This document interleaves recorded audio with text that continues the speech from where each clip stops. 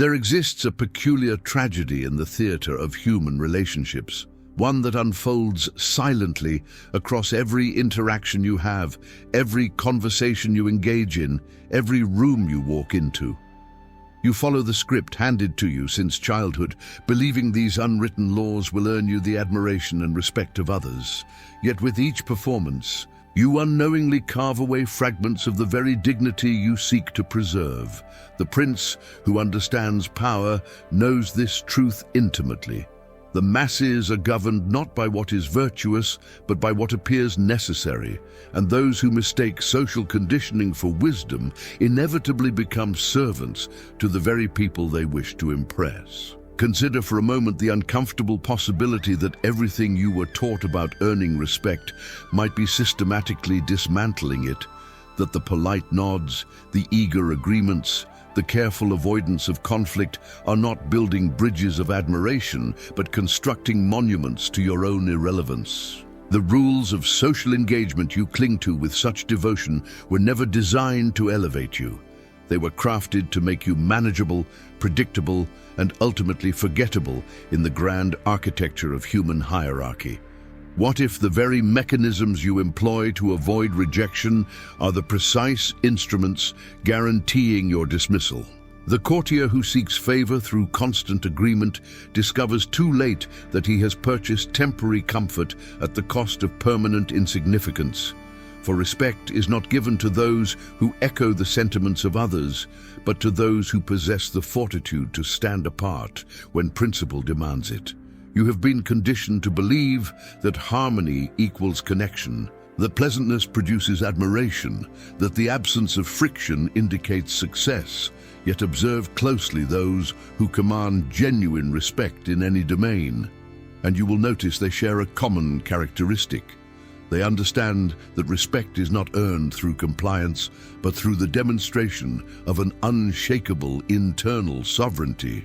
The tragedy intensifies when you realize that every time you subordinate your truth to maintain artificial peace, you broadcast a message more powerful than any words could convey, a silent declaration that your position is negotiable, your convictions are flexible, and your presence is ultimately optional in the equation of importance. The ancient observers of human nature understood what modern sensibilities often obscure, that society functions through a series of theatrical performances where most actors are so consumed with following the script that they forget to question who wrote it and for what purpose. These 7 social rules you diligently observe were not handed down from some divine authority concerned with your flourishing.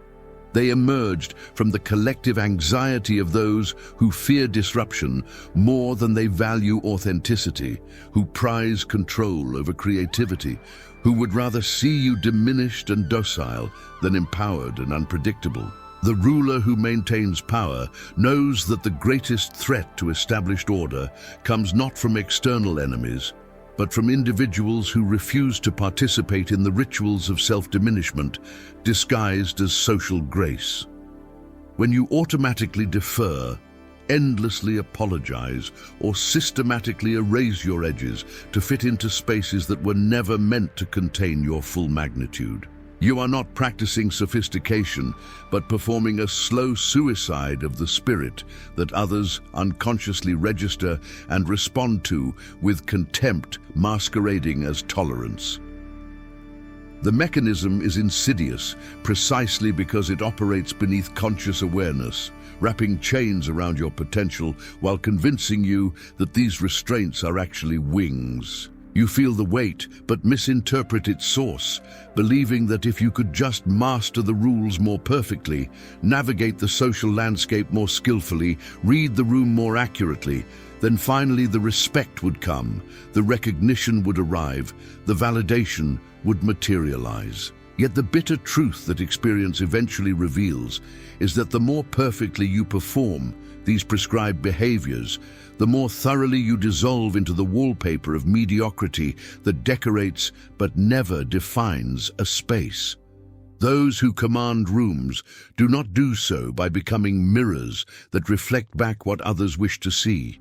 They become forces that others must reckon with, presences that cannot be ignored or diminished, voices that carry weight precisely because they emanate from an uncompromising center rather than a desperate periphery seeking approval. Understanding these dynamics requires confronting an uncomfortable reality about human psychology that polite society prefers to leave unexamined. People do not respect what they can completely predict, control, or take for granted.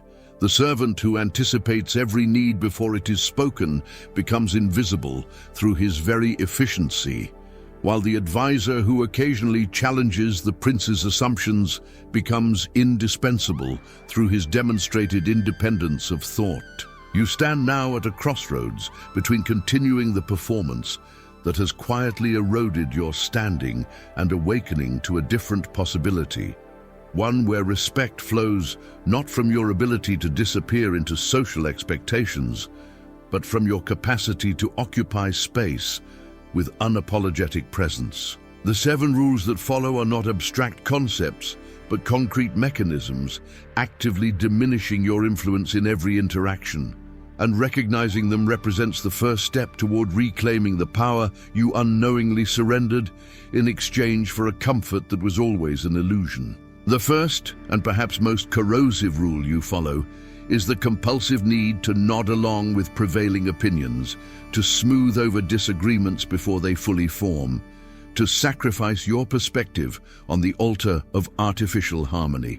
This behavior masquerades as emotional intelligence or social grace, yet the wise observer of power understands it as something far more damaging, a public announcement of your dispensability.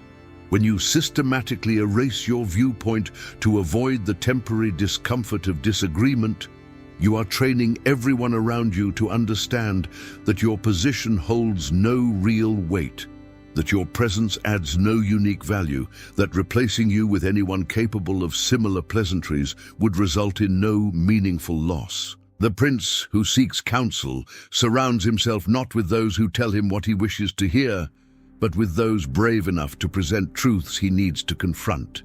For the yes man provides comfort in the moment while steering the ship toward inevitable disaster through his silence. Consider the mechanics of respect in any domain where it genuinely exists rather than where it is merely performed. The scholar who simply echoes established theories contributes nothing to the advancement of knowledge, while the one who challenges prevailing assumptions with well-reasoned alternatives becomes a name remembered across generations. The artist who creates only what is already acceptable to current tastes fades into obscurity, while the one who pushes against the boundaries of convention defines entire movements. The pattern reveals itself consistently. Respect flows toward those who possess something that cannot be replicated through mere agreeableness, toward those who demonstrate that their participation in a conversation or endeavor fundamentally alters its nature.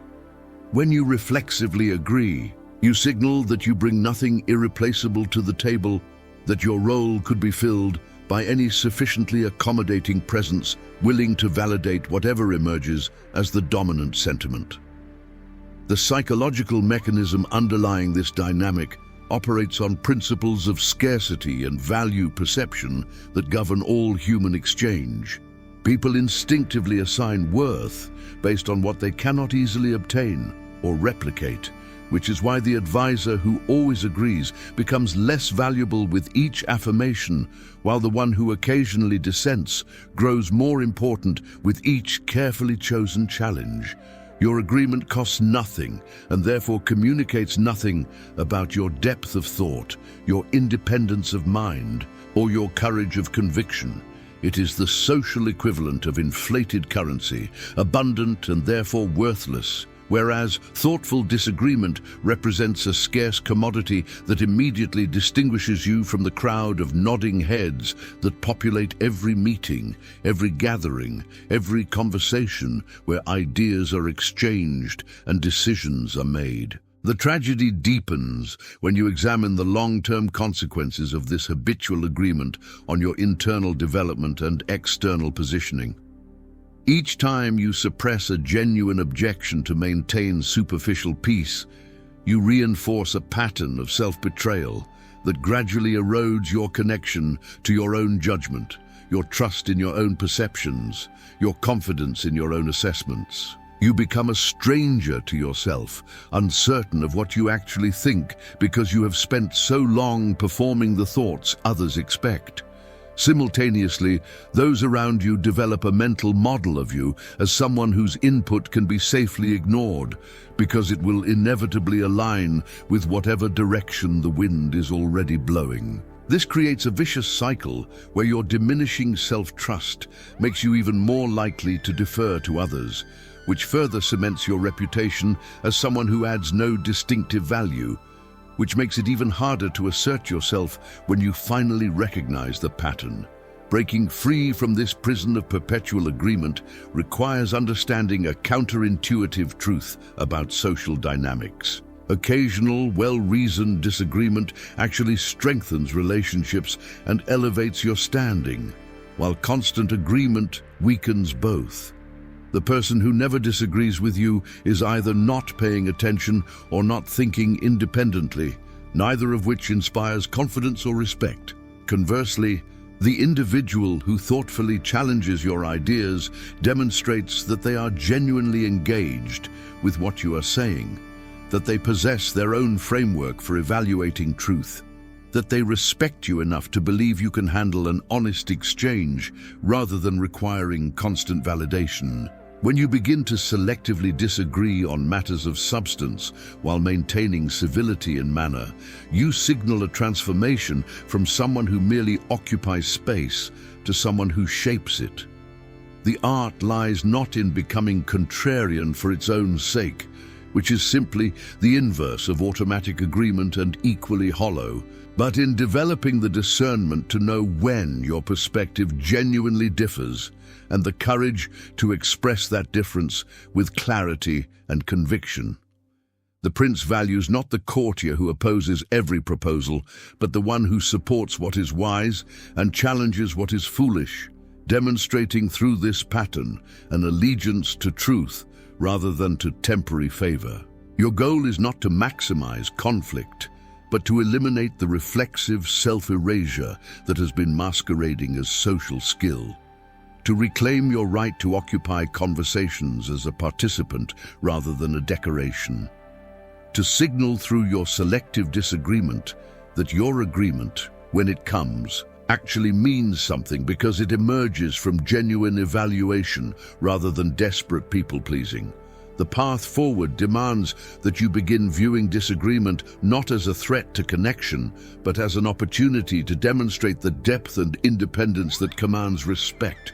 Start small if necessary, expressing minor objections in low-stakes situations to rebuild the atrophied muscles of assertion.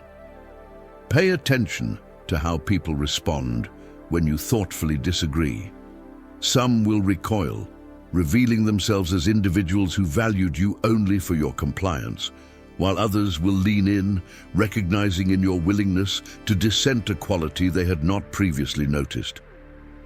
Over time, this practice recalibrates both your internal sense of self and others' perception of you, transforming you from a forgettable echo into a voice that carries weight precisely because it has demonstrated the capacity to stand alone when truth requires it.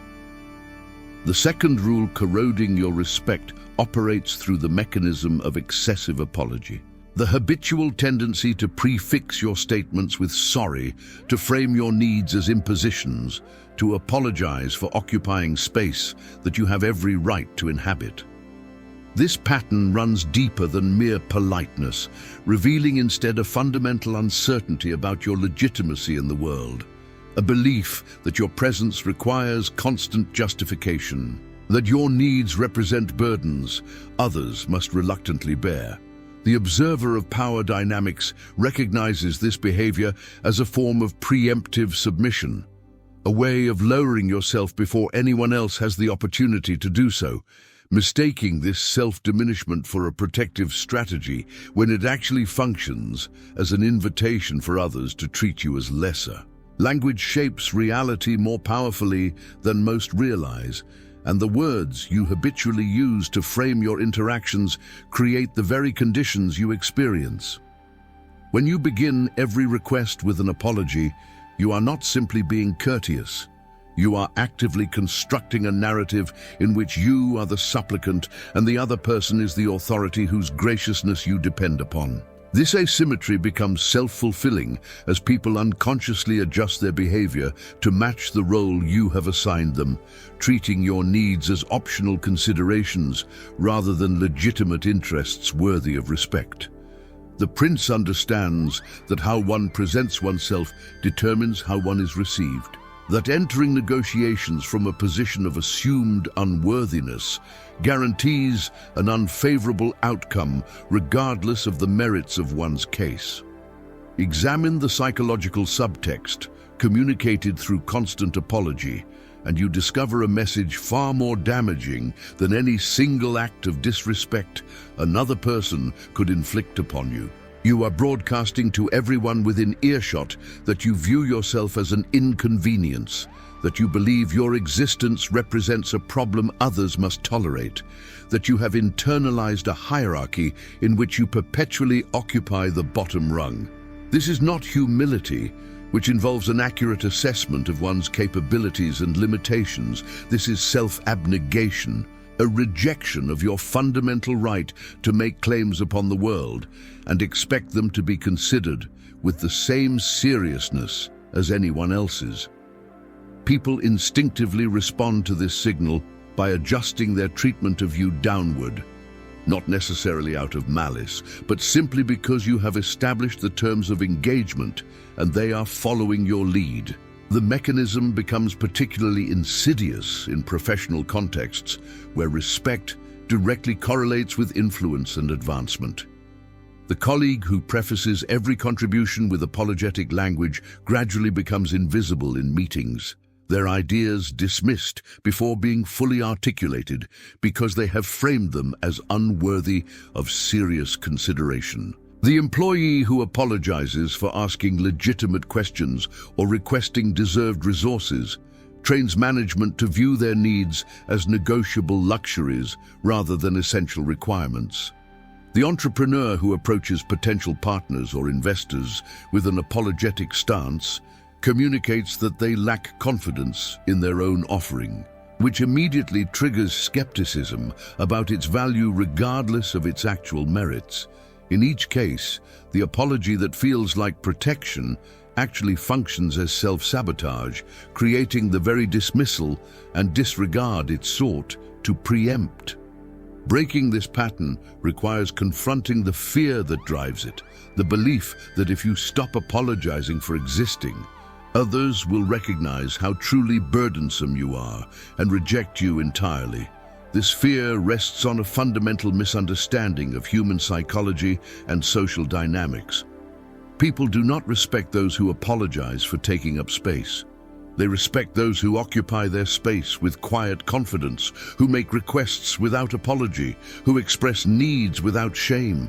The individual who states their requirements clearly and directly, without excessive justification or preemptive apology, communicates that they view themselves as a legitimate participant in the exchange, which prompts others to view them the same way.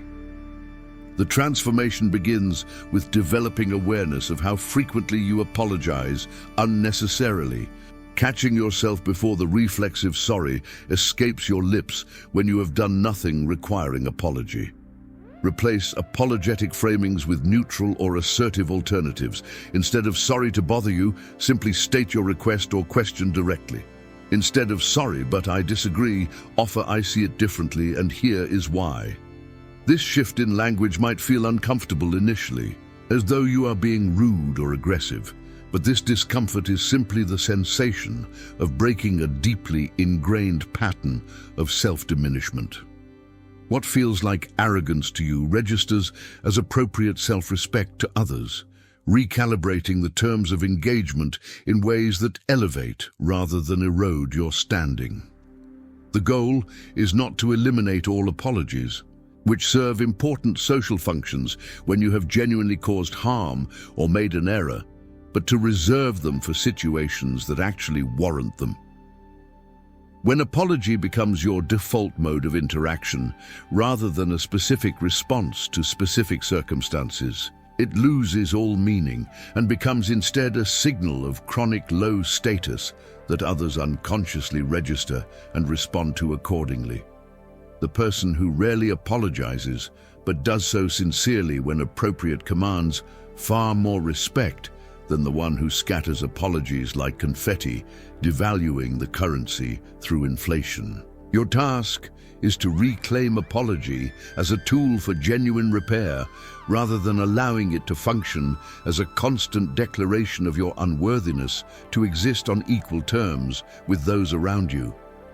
The third mechanism destroying your respect manifests through your inability to refuse requests, to establish boundaries, to acknowledge that your time and energy are finite resources requiring protection rather than commodities to be distributed on demand to anyone who asks.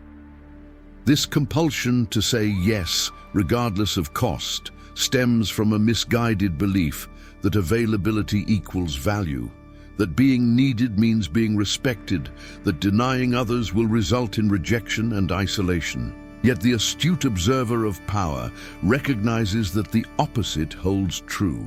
Those who never say no become taken for granted precisely because their assistance is guaranteed, requiring no reciprocity or appreciation, while those who carefully allocate their resources command respect through the very scarcity they create.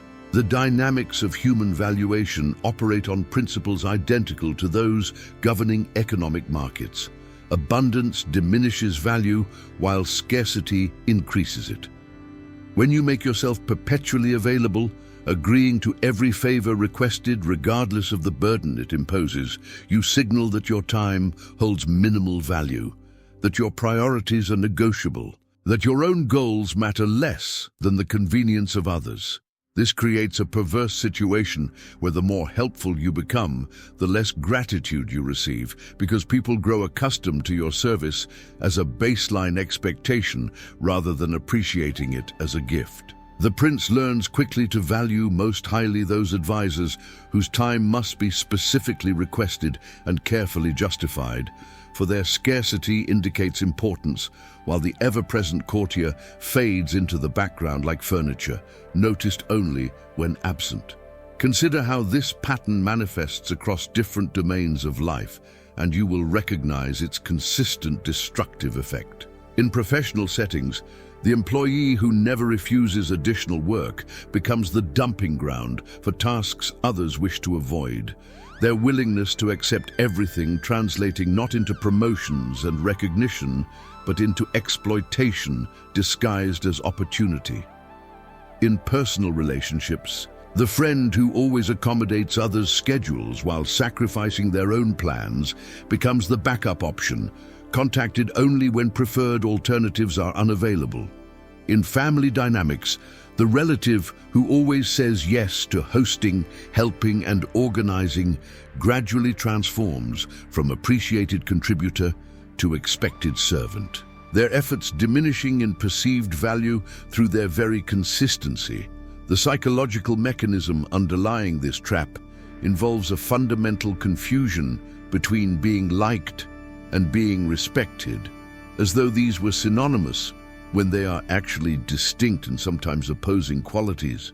You can be widely liked while commanding no respect whatsoever, appreciated for your usefulness while being dismissed as a person of substance. Respect requires that others recognize you as someone with your own priorities, your own boundaries, your own sense of what matters.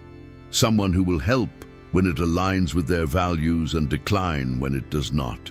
The individual who says yes to everything communicates that they possess no internal compass, no hierarchy of importance, no sense of self-worth that would justify protecting their resources for their own purposes. Breaking free from this prison of compulsive accommodation demands recognizing that no is not a rejection of people, but a necessary tool for self-preservation and effective living. Every yes you give to something unimportant is simultaneously a no to something that matters. Whether that is your own projects, your rest and renewal, or your presence with people you genuinely wish to spend time with. When you say yes to every request, you are not being generous. You are being irresponsible with the finite resource of your life, squandering it on demands that others could easily fulfill through their own effort or alternative arrangements. The prince who attempts to please everyone accomplishes nothing of significance, while the one who carefully chooses where to direct his energy shapes history. The art of strategic refusal requires developing several capacities simultaneously. The ability to assess requests quickly against your actual priorities rather than your reflexive people-pleasing. The skill to decline without over-explaining or apologizing excessively, and the courage to tolerate the temporary discomfort of disappointing someone in service of protecting what truly matters. Start by identifying your actual priorities, the goals and relationships and activities that genuinely deserve your limited time and energy. When requests arrive, evaluate them against these priorities rather than against whether refusing might create momentary awkwardness. A simple, "I cannot accommodate that," or "that does not work for me," delivered without elaborate justification, communicates self-respect that inspires respect in return. The transformation occurs gradually as people adjust to your new boundaries, and you must endure a period where some react negatively to your newfound selectivity. Those who valued you primarily for your compliance will disappear, revealing that the relationship was transactional rather than genuine, while others will paradoxically increase their respect for you as they recognize that your yes now carries weight because your no is a real possibility. Over time, you discover a liberating truth. Saying no to what drains you creates space for what fulfills you, and the respect you command increases precisely because you have demonstrated that your participation must be earned rather than assumed, that your time has value you are willing to protect. The fourth rule, silently destroying your respect, operates through false modesty, the tendency to minimize your accomplishments, deflect praise, and hide your competence behind a veil of "aw shucks" humility that you mistake for virtue when it actually functions as self-sabotage. This pattern emerges from a fear of being perceived as boastful or arrogant, yet the student of power understands that excessive modesty about genuine achievement does not make you appear humble, but rather uncertain, as though you yourself doubt the value of what you have accomplished, and therefore need others to validate it through their discovery rather than your declaration. The paradox reveals itself clearly. People respect those who own their accomplishments with quiet confidence far more than those who perform elaborate dances of self-deprecation. The mechanism through which this destroys respect operates on multiple levels simultaneously. First, by refusing to acknowledge your achievements, you deprive others of the information they need to accurately assess your capabilities and value, forcing them to either investigate independently, which few will bother to do, or simply assume you have accomplished nothing noteworthy. Second, your self-minimization signals either dishonesty if your accomplishments are evident, or actual lack of achievement if they are not, neither of which inspires confidence or respect. Third, you train people to underestimate you, which might feel safe but actually ensures you will be overlooked for opportunities, undercompensated for contributions, and generally treated as less capable than you actually are. The prince selects for positions of importance those who demonstrate clear awareness of their strengths, not those who perform theatrical modesty while secretly hoping someone will contradict them. Examine carefully the difference between arrogance and appropriate self-representation, and you discover that what you fear is not actually the problem you imagine. Arrogance involves claiming capabilities you do not possess or accomplishments you did not achieve, inflating your importance through deception. Accurately stating what you have done and can do is not arrogance but honesty, a factual representation of reality that allows others to make informed decisions about how to engage with you. When someone asks about your background or qualifications, responding with vague deflections or minimizations does not make you seem humble. It makes you seem either incompetent or dishonest, neither of which serves your interests or earns respect. The cultural conditioning that creates this pattern often differs by gender and background, but its effects are universally damaging. Some are taught that discussing achievements is unseemly, that true quality speaks for itself without need for articulation, that waiting to be discovered represents the highest form of integrity.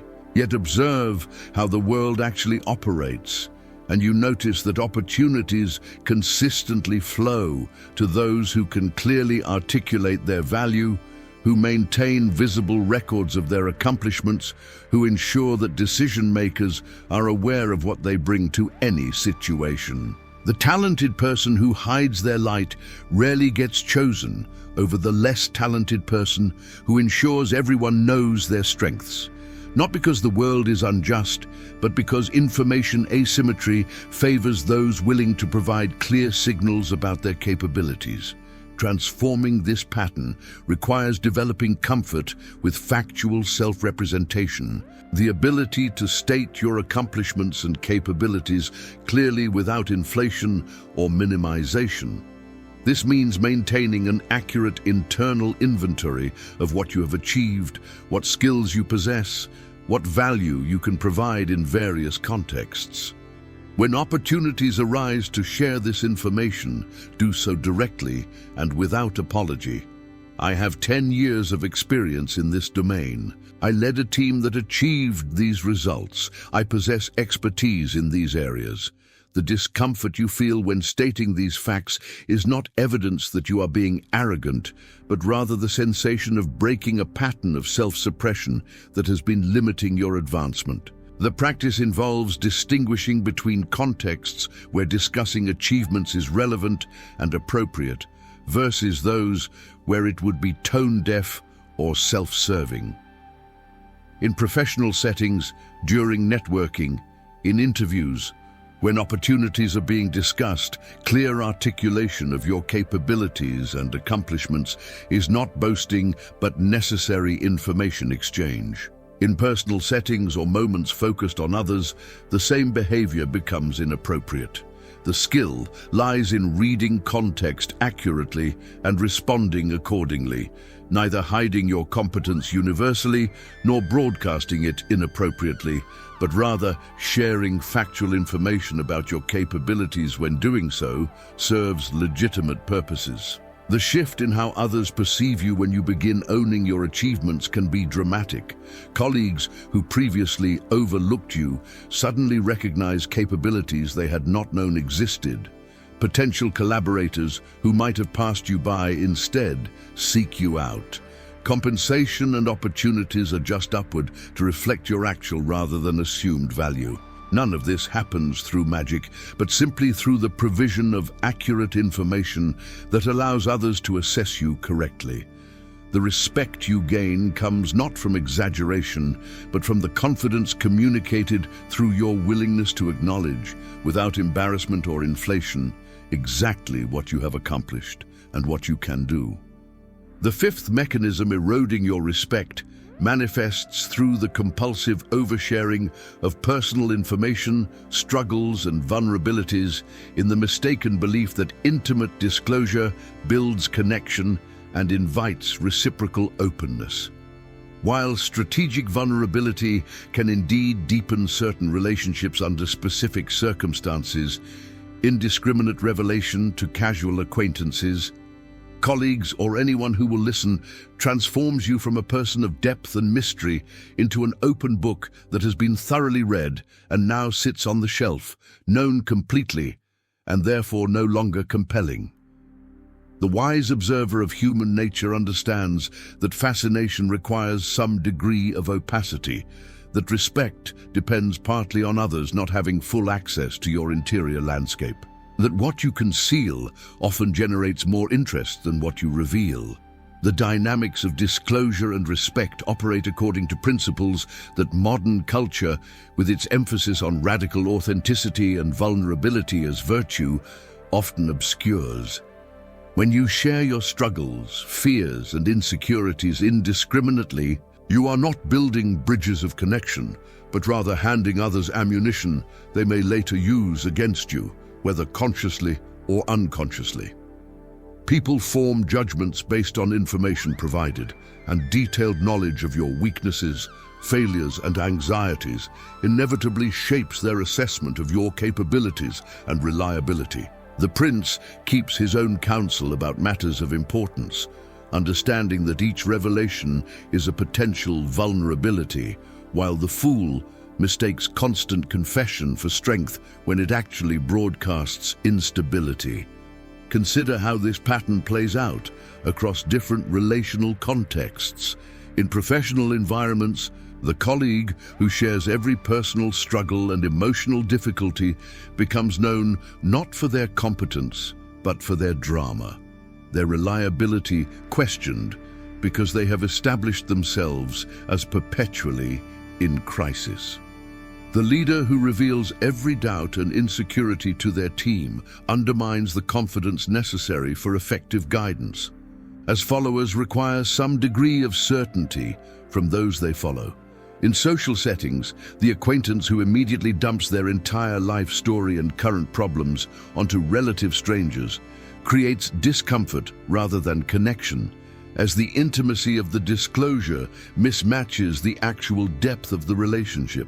The mechanism through which excessive disclosure destroys respect involves the violation of social calibration, the unspoken understanding that depth of sharing should roughly correspond to depth of relationship. When you share intimate details with people who have not earned that level of access through demonstrated trustworthiness and reciprocal investment, you signal poor judgment, inability to read social situations, or desperate need for attention and validation. None of these impressions generates respect. Additionally, you rob yourself of the power that comes from selectivity, the value that accrues to information that is carefully guarded and shared only with those who have proven worthy of such trust. The counterintuitive truth that experience eventually reveals is that strategic reserve often builds more genuine connection than compulsive disclosure. When you maintain some degree of privacy about your struggles and inner world, others must invest effort to truly know you, which increases their psychological commitment to the relationship. The information you do share carries more weight because it is understood to be selectively granted rather than promiscuously distributed. People feel honored by disclosures from someone who is generally private, while the same revelations from someone who tells everyone everything lose all special significance. The advisor who speaks rarely but wisely commands the prince's ear, while the one who constantly chatters becomes background noise, regardless of the occasional insight embedded in the stream. Recalibrating your disclosure patterns requires developing filters based on relationship depth, context appropriateness, and strategic consideration of how information might be used or perceived. Not every thought requires expression. Not every struggle needs public airing. Not every vulnerability serves your interests by being shared. Before disclosing personal information, particularly of a sensitive nature, ask yourself several questions. Is this person entitled to this information based on the actual depth of our relationship? Will sharing this serve a legitimate purpose or simply satisfy my need for momentary relief? How might this information shape their perception of my capabilities and reliability? What would I gain and what might I lose through this disclosure? The practice involves distinguishing between authentic connection, which does require some degree of vulnerability and openness, and indiscriminate oversharing, which creates the appearance of intimacy without the substance. With close friends and truly trusted individuals, deeper disclosure strengthens bonds and builds genuine intimacy. With colleagues, acquaintances, and casual contacts, maintaining appropriate boundaries while still being personable creates respect through the demonstration of discernment and self-control. The art lies in calibrating your sharing to match the relationship, revealing more as trust deepens while protecting your privacy and mystique with those who have not earned deeper access. The transformation in how others relate to you when you become more selective with personal disclosure can be profound. People who previously saw you as an open book begin to recognize complexity they had not perceived. Colleagues who had categorized you as overly emotional or unreliable start noticing your competence and stability. The value placed on your perspective increases because you have demonstrated through your selectivity that your words are considered rather than merely reactions, that your sharing is intentional rather than compulsive. Respect accumulates, not because you have become cold or distant, but because you have claimed the power that comes from managing your presentation strategically, rather than spilling your interior life indiscriminately. The sixth rule, silently corroding your respect, operates through the habitual subordination of your own dignity to others' comfort. The tendency to laugh at jokes made at your expense, to tolerate disrespectful treatment without objection, to absorb slights and insults in the name of keeping things light or avoiding awkwardness. This pattern masquerades as good humor or emotional resilience when it actually functions as a public demonstration that you do not value yourself highly enough to defend your boundaries, that maintaining social smoothness matters more to you than maintaining self-respect. The student of power recognizes that those who allow themselves to be diminished without consequence train others to continue and escalate such treatment, while those who calmly but firmly address disrespect establish limits that others learn not to cross. The mechanics of this dynamic reveal themselves clearly when you examine how respect operates in any social ecosystem. People continuously test boundaries to determine what behavior will be tolerated, and your response to these tests establishes the terms of future engagement. When someone makes a subtly demeaning comment and you respond with nervous laughter or silent acceptance, you have communicated that such treatment is permissible, that your dignity is negotiable, that comfort can be purchased at the cost of your self-respect. This information is processed unconsciously by everyone present, adjusting their mental models of how you can be treated and what you will accept. The prince understands that the first insult accepted without response guarantees a second, and the failure to establish consequences for disrespect invites escalation rather than de-escalation. Examine the different contexts in which this plays out, and you discover a consistent pattern of dignity sacrificed for the illusion of social harmony. In professional settings, the colleague who accepts credit for your work without acknowledgement, the manager who speaks to you dismissively in meetings, the client who treats you as a servant rather than a professional, all continue their behavior precisely because you have demonstrated through your acceptance that such treatment will not be challenged. In social contexts, the friend who consistently makes you the butt of jokes, the acquaintance who casually violates your boundaries, the relative who offers unsolicited criticism disguised as concern, all feel entitled to continue because you have never established consequences for their disrespect. The fear that drives this pattern centers on the belief that defending your dignity will create conflict, that objecting to disrespect will make you seem oversensitive or difficult, that maintaining others' comfort is your responsibility even when they are actively disrespecting you. Yet this fear rests on a fundamental misunderstanding of social dynamics and power. When you calmly and clearly address disrespectful treatment, you are not creating conflict. You are responding to conflict that someone else initiated through their disrespect. The person who made the demeaning joke or the dismissive comment created the awkwardness, not the person who refuses to absorb it with a smile. By framing your defense of dignity as the problem rather than the initial disrespect, you accept responsibility for maintaining a peace that was already broken by someone else's behavior.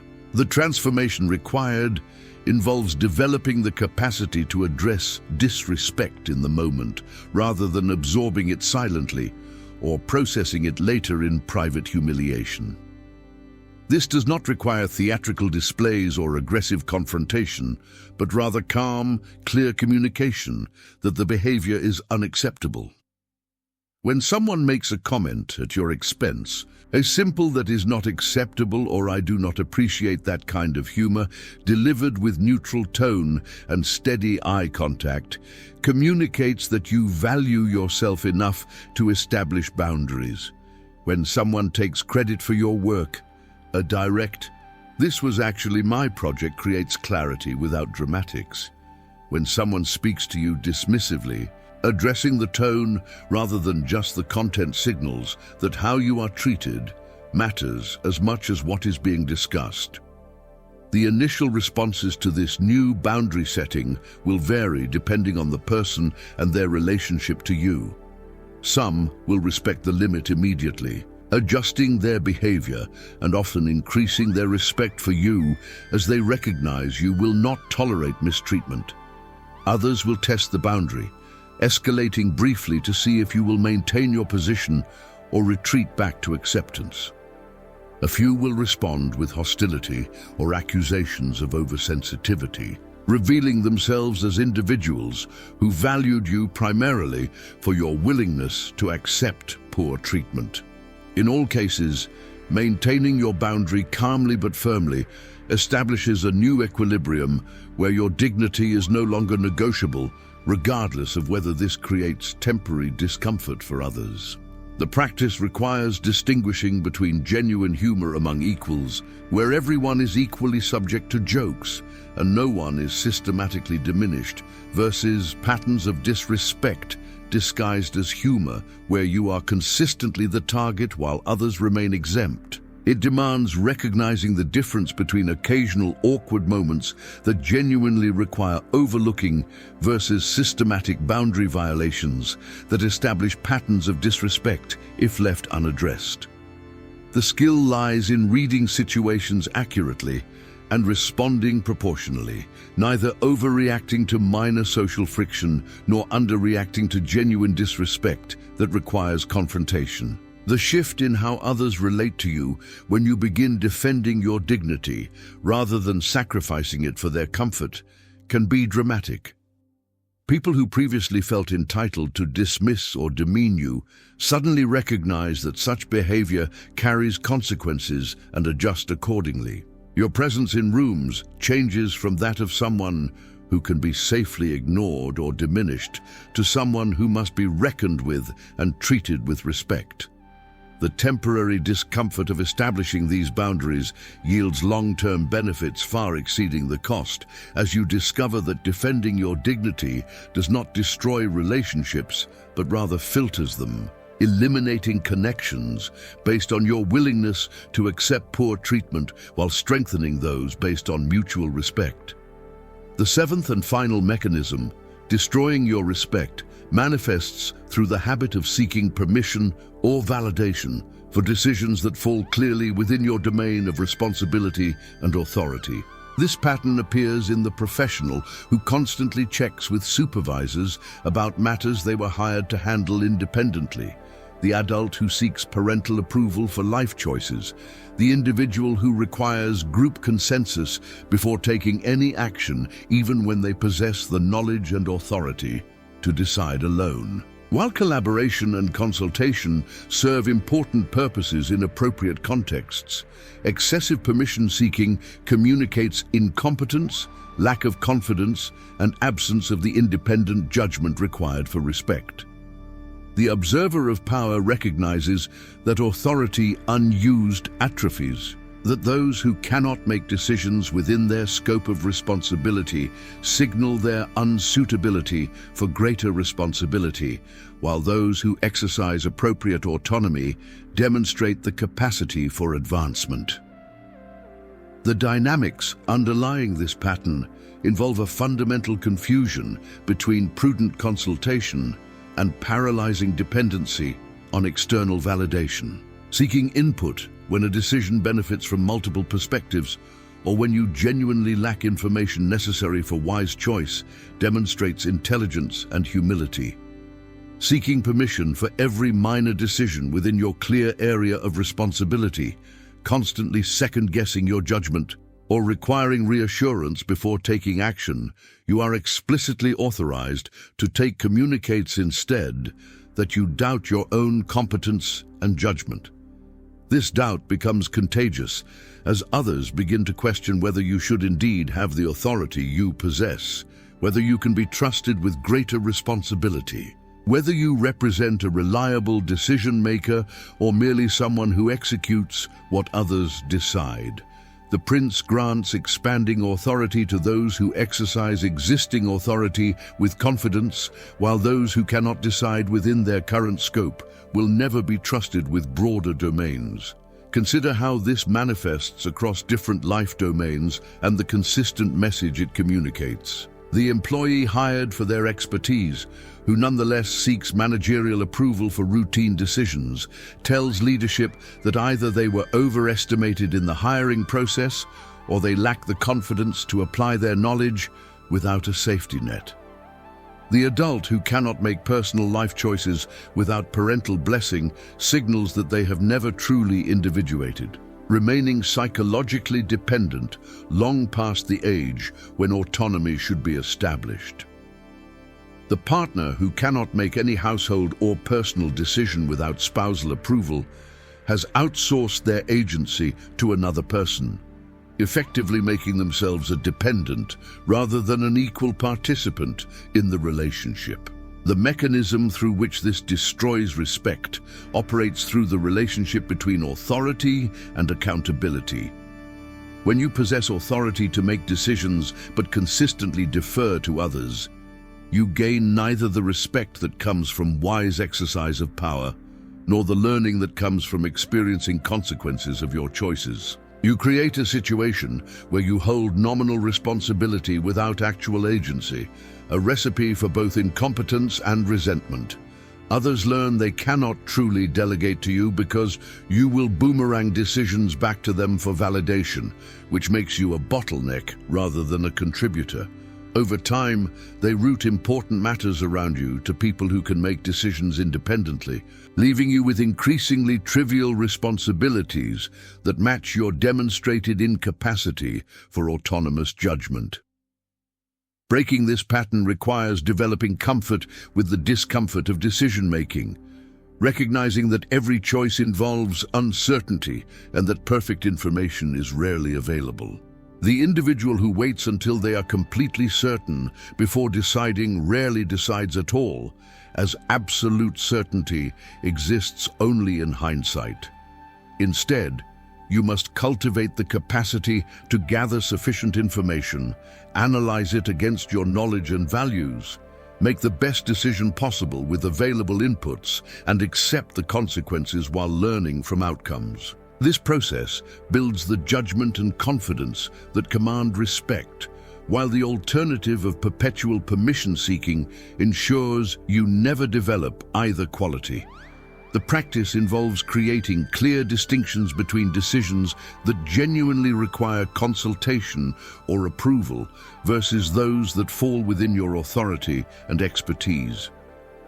For matters within your domain, make decisions confidently and inform others of your choices rather than seeking their permission. For decisions at the boundary of your authority or those with significant consequences beyond your scope, seek input as collaboration rather than as permission, presenting your analysis and recommendation rather than asking what you should do. This demonstrates that you have done the work of thinking through the issue while acknowledging the appropriate role of others in final determination.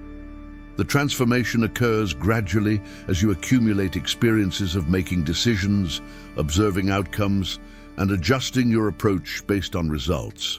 Each decision made independently, even if imperfect, builds your confidence and demonstrates to others your capacity for autonomous judgment. People begin to trust that you will handle matters within your domain without requiring hand-holding or constant validation. Opportunities expand as others recognize you possess the independent judgment necessary for greater responsibility. The respect you command increases precisely because you have claimed the agency that authority requires, demonstrating through your willingness to decide that you are indeed capable of the responsibility that has been granted to you. The shift from permission-seeking to appropriate autonomy does not mean isolation or refusal to collaborate, but rather a transformation in how you engage with others around decisions.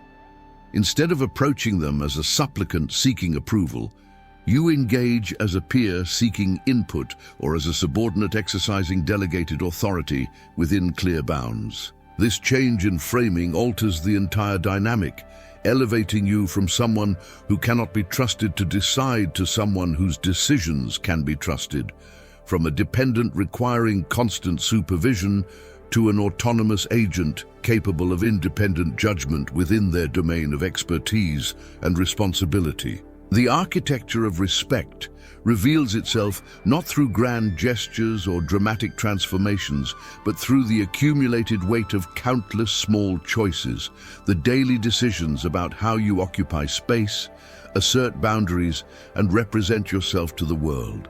These 7 rules you have followed, each seeming insignificant in isolation, together form chains that have bound your potential and diminished your standing in ways both subtle and profound.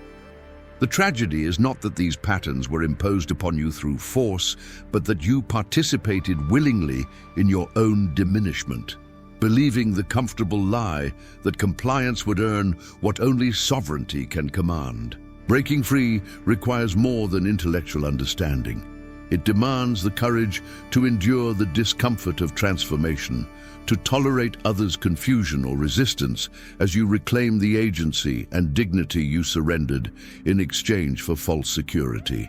The path forward is not a gentle transition, but a decisive break with patterns that have defined your interactions for perhaps years or decades. You will face resistance, both internal and external, as you begin to disagree when conviction demands it, to refuse permission-seeking approval for your existence, to decline requests that violate your priorities, to own your accomplishments without apology, to guard your vulnerabilities strategically, to defend your dignity regardless of who finds this inconvenient, and to make decisions within your authority without seeking validation. Some relationships will not survive this transformation, revealing themselves as connections built on your willingness to stay small rather than genuine appreciation for who you are.